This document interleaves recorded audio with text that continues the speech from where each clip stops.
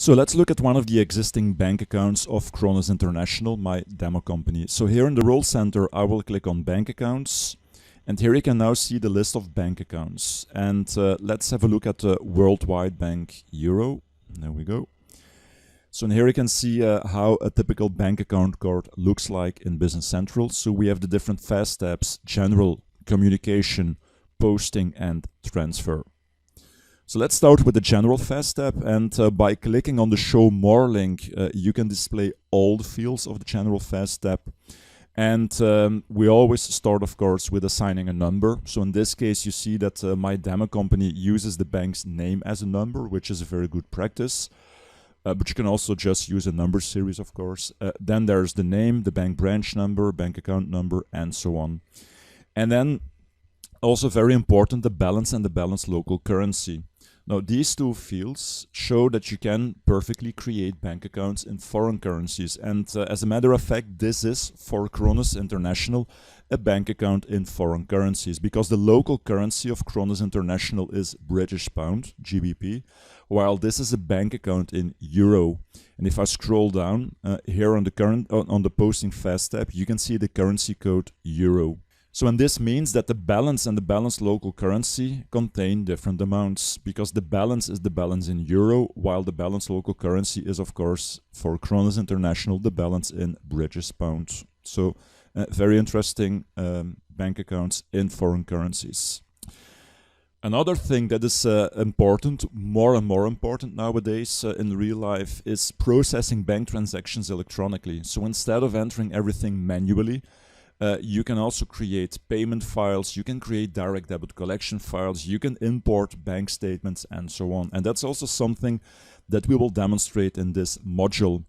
Now, to enable these functions, you might have to enter a number of fields, like, for example, the SEPA direct debit export format, or if you scroll down to the transfer fast step, the payment export format, the bank statement import format, and so on. Now, depending on the region you're working in, you will use specific formats. And in Europe, for example, we are using the SEPA format. SEPA stands for Single Euro Payment Area. And most European countries nowadays support the SEPA format.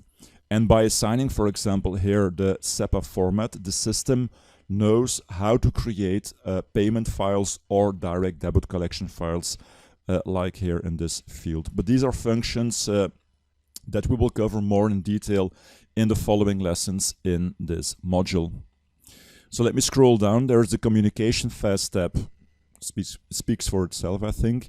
And then very important, also the posting fast step. So we already saw the currency code, which is very important.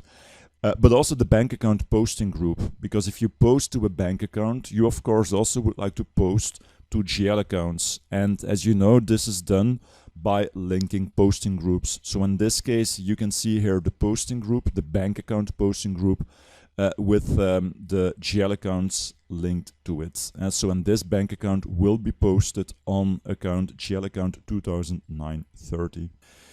If you're working in a region where checks are used as a payment device, you can enter here fields like the last check number, the transit number, and so on.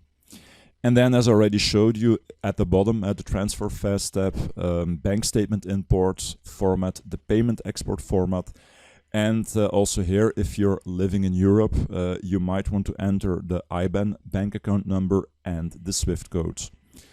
So this is a general overview of a bank account card, and in the practice of this lesson, you can create the bank account yourself.